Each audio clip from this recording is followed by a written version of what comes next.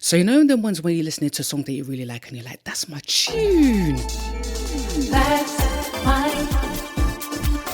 my tune. Hey, this is Jojo B and I'd like to welcome you to my podcast, That's My Tune. This is episode 1. So the premise of this podcast is very simple. I pick a tune that I like and I talk about it.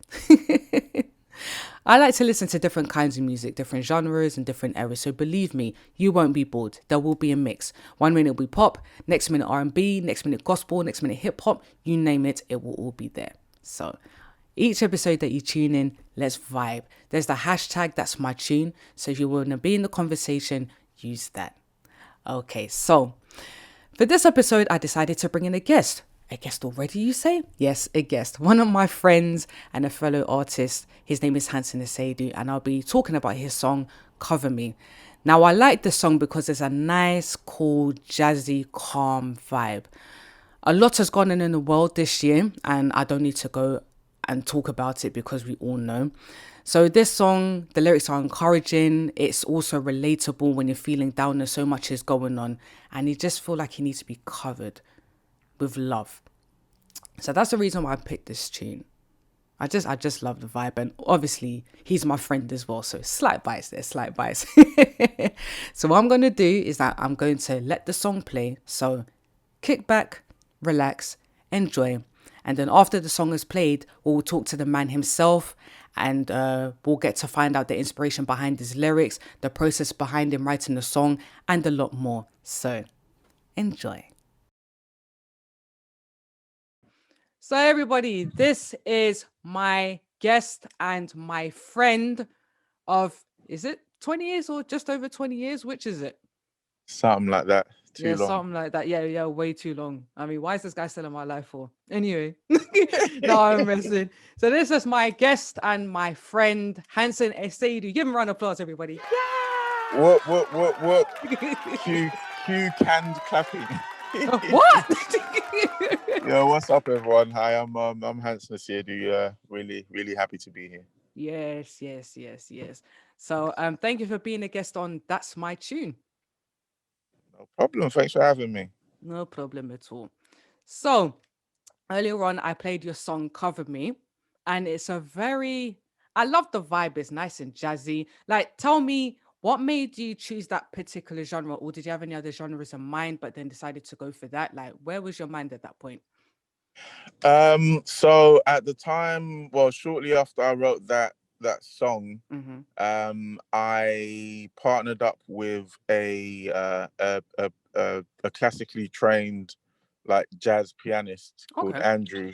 Nice. So a lot of the stuff that I recorded about that time had a certain kind of flavor based off of kind of Andrew's interpretation of the songs I'd written. So in terms of the feel and the vibe, that's largely down to Andrew's kind of handiwork. Because actually with that song, originally when I wrote it was more of like a contemporary worship kind of vibe. Okay. Yeah, it was like cover me with. It was very slow, mellow, kind of normal, kind of contemporary kind of vibe, and then Andrew just added his sauce, and that's what we got. Oh, okay. Oh, cool. Nice. Yeah. So that tune dropped what, 2013? It might even have been 2014, but yeah, 2013, 2014, Cover Me came out. Okay. So yeah. I know there's sometimes with artists, there tends to be a thing of they could write a song like say year 2000, but it doesn't get released until 2005 because of so many issues. Did that happen with this particular song, or did you write it and soon after it got released? So this song was actually written 2010, 2011. Okay. So it wasn't released too long after it was actually written. Okay. So it was released like probably like 2 years or something after it was originally written. So yeah. What inspired you to write that song? Ish, you're asking question or that's the whole point. That's the whole point. Like, I played the song, like people would want to know in it. So yes, tell us. It's interesting because like in the run up to this this conversation, obviously I had to I had to revisit that journey of that actual song, and it Mm-hmm. brought up a lot of memories. Some of them not necessarily positive. So, Mm-hmm. in 2010, about October 2010, Mm-hmm. I left my job as a police officer Okay. for the Metropolitan Police Service, Mm-hmm. and I didn't leave voluntarily, Mm-hmm. if I can put it that way. And to cut a very long story short, Yeah. I ended up going through a period of about 10 to 12 months Mm-hmm. where I couldn't find a job. Right. So I was unemployed. I felt unemployable Okay. because I was applying for all of these kind of jobs because Mm-hmm. I needed income, I needed money, Yeah. and of course, as soon as people see police officer on your thingy, they start questioning and asking you, oh, like, why did you leave? Mm. You know, you've left being a police officer, but why are you applying to work in Tesco? Like, it Right. doesn't compute. Yeah. And it wasn't really a conversation that I was comfortable I was comfortable having at the Right. time with Okay. these potential employers. But Right. essentially, I went through a period of close to a year where I couldn't find a job. Mm-hmm. I wasn't working. Mm-hmm. I was feeling depressed. I was feeling down. Mm-hmm. I was feeling frustrated. I was looking at my life and thinking, like, "Rah, is this really me? Yeah. Is this how my life has turned out?" Yeah. So that's how the song came about. Really, I kind of wrote it to encourage myself, Mm. because there are lines in the song such as um, do you ever wonder how can Mm.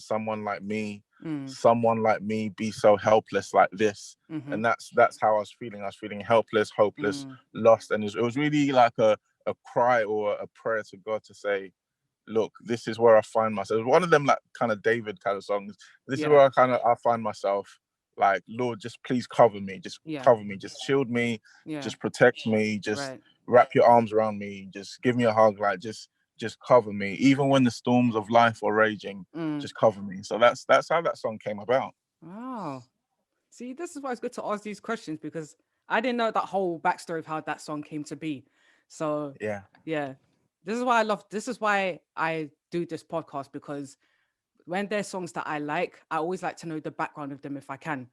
And mm, yeah, knowing this has given me more context. So when I listen to it again, I'll listen to it with fresh ears and yeah, like the lyrics will mean a lot more to me yeah, now that I yeah, know the backstory. And I'm definitely. sure for those who will listen after this, they will appreciate the process of how this came about. Yeah, definitely, Yeah. definitely. So obviously because of the way the world is right now, you can't really do live gigs and so on and so forth. But when you were doing live gigs, did you perform the song and what was the reception like? If you did get to perform it. To be fair, I haven't really performed this particular song out too tough. I think I've probably sang it, like, or performed it like maybe once or twice. Okay.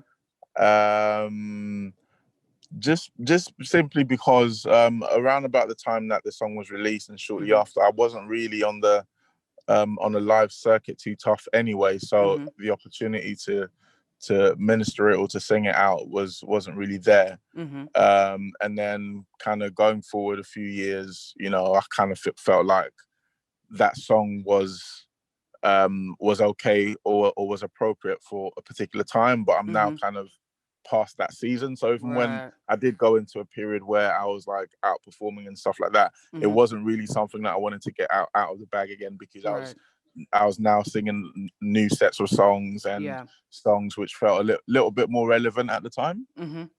Mm. So yeah, yeah, Mm. Mm. I actually like that because as an artist, it shows how you evolve as a person. So whereas there's some songs that no matter whether it's like 1 year from now, 20 years from now, you can always sing that song because you love it and or your audience loves it. Um, there's some songs that you would sing for a while or you record and then after that period of time it's like, do you know what? I don't really need to sing or perform this anymore. I'm not there yeah. anymore. And you won't be able to put that same emotion in because you're past that. Yeah, yeah, which is why, like, sometimes they say that having like a big hit can be Mm, a little bit of a curse for mm, certain artists, because you know, if a song is a hit and it's in demand, right, you know, the artist will generally have to sing that song yeah, pretty much for the rest of their career because yeah, people know them for that hit, you know. yeah, Like yeah, for example, Whitney Houston with I Will Always Love You. yeah, Like that's a classic Whitney song. yeah, It's one of the songs that when people think about Whitney Houston, like, oh, that's what one of the first songs that pops up. If yeah, Whitney Houston was God bless her soul, was still alive, yeah, and she was like potentially doing concerts and stuff like that, that's mm-hmm, a song that she's probably gonna be it's gonna be part of her repertoire. I yeah, don't know how many times Whitney would have sang that song, but you have to deliver that song yeah, every single time, yeah, for different audiences, sometimes the same lot of people, but different audiences. You have to yeah, give it 100, 110%. You yeah, have to sing it like it's the first time. And yeah, sometimes that it's a lot of work to mm, try and channel those energies, mm, to make it fresh, to tell the story, yeah, to deliver it in such a way that it connects with the people, you yeah, know, and for the people that are listening to you, they have to listen to it and hear it like it's their first time. It might be yeah, your millionth time singing it, yeah, but you have to deliver in such a way that other people can actually buy into it still, although you keep having to sing the same song over and over and over. So it's really yeah. interesting. Hmm. That's a very good point you raised there. I actually do wonder um about artists, like especially well-known ones. Like, do they, if they had their own way, would they stop singing certain songs because they're no longer that headspace or they're bored of it? Or Mm, so I do wonder, like, let's say Beyonce, for example, like Crazy in Love, that's one of her biggest songs. I wonder if she gets mm, bored of singing that song all the time. But I'm sure she goes yeah, somewhere in the world and performs. She cannot not sing that song. She has to sing that yeah, song. yeah, yeah, yeah, I once heard a story of Israel Houghton, and you know that song Lord You Are Good. yeah. Apparently he went to perform somewhere, I can't remember where, but he went to perform somewhere and he didn't sing that song. And then somebody somebody from the audience later on was like, hey, you didn't sing that song, Lord You Are Good. And then he realized he realized just how big that song was. So it's like he always included it in his set, you know. But I'm sometimes I Wow. do wonder, like, does he get bored of singing that song all the time? Because I remember when that song dropped, yeah, everybody was singing it. Every church Mm, was singing that song everywhere, and mm, probably still are mm. to this day. But I sometimes wonder, does Yeah, he get bored of hearing it? Sometimes I wonder if he gets even bored of hearing the song. Like, he yeah, could put on yeah. like some Christian radio and he'll hear the song and be like, oh God, not the song again. Like, Yeah, I think ultimately it depends on what the song means to you, and mm, also it depends on what your bottom line is. So mm, if you're, let's say, a secular artist who's signed to a major label, mm-hmm, number one, your fans want to hear that song, but number two, performing that song out in the public places, that's going to attract a certain level of performance royalties and stuff like that, definitely. Yeah. etc., etc. Whereas if you're, let's say, a Christian or religious singer, Yeah. you're probably going to be delivering that song from a different place or a more kind of meaningful place. So then Mm, your bottom line will mm, be different. Your mm-hmm, bottom line will be connecting with people and mm, potentially saving people's souls or lifting them up or encouraging them or yeah. whatever. So it Mm, really depends on what place, I guess, the person's coming from. Yeah.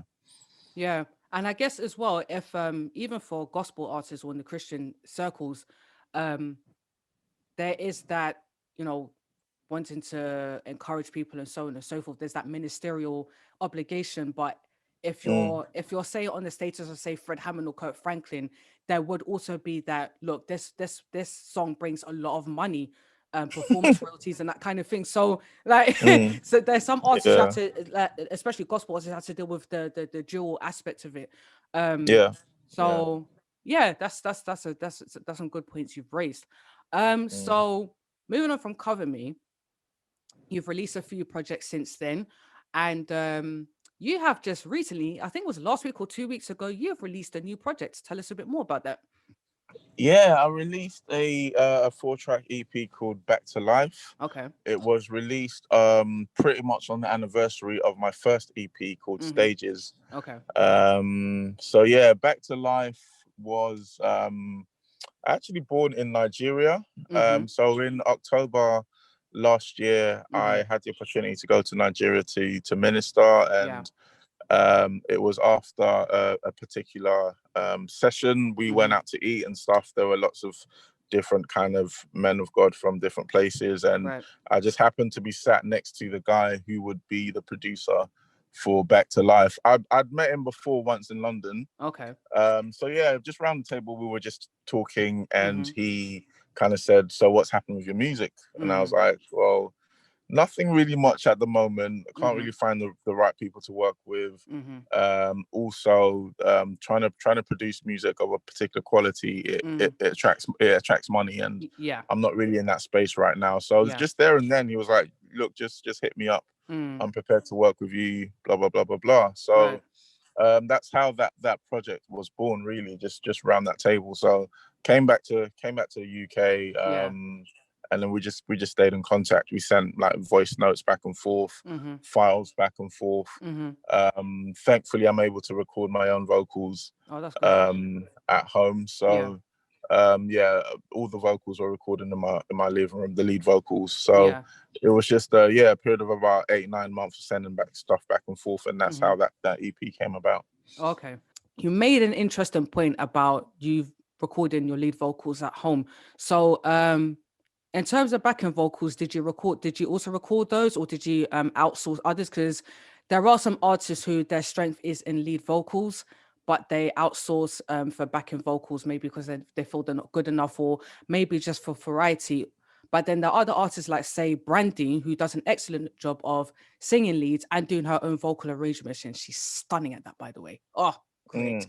So where do you stand on that? As far as backing vocals, I can do backing vocals, but I tend not to like doing my own backing vocals. Simply because I think because of the way that my voice is, a lot of the time it needs a different kind of canvas to work off of in order for it to shine a little bit better. So for this project and for the one before, I did get some help in getting someone or other people in to do BVs, and also with backing vocals as well. I'm not the greatest at vocal arrangement and stuff like that. So I lean more towards just doing my lead vocals, and I'm happy with that. If I need to do BVs here and there, I can do it. But generally speaking, I like to outsource that. Because I feel like others can bring more to the table than I can, and I'm always a fan and an advocate of just bringing the best people on board to do the things that I'm not able to do myself, essentially. So yeah. Cool. So is there any way, if people want to connect with you, are you on social media? Let the people know. Yeah, I'm on socials. So it's just at Hanson Asiedu. So that's HANSON ASIEDU, and that's Twitter, Instagram, Facebook. I'm not on Snapchat. I kind of feel a bit old for Snapchat for some reason, but I just those three: Twitter, Facebook, and Instagram. And also I have a website, which is www.hansonasiedu.com. Nice. So thank you so much for your time, Hanson. I appreciate it. No problem. Well, thanks for having me. It's been good. No problem at all. I hope you enjoyed that lovely interview. I very much enjoyed it. Thank you, Hanson. And that is the end of episode 1. But have no fear, episode 2 will drop very soon. Until then, you can follow me on Twitter, Ms. Jojo B, MZJOJOB, and you can also follow the podcast on the following socials. That's My Tune Pod on Twitter, That's My Tune Podcast on Instagram, and you can also email That's My Tune Podcast @gmail.com. Thanks for tuning in. See you episode 2. Bye.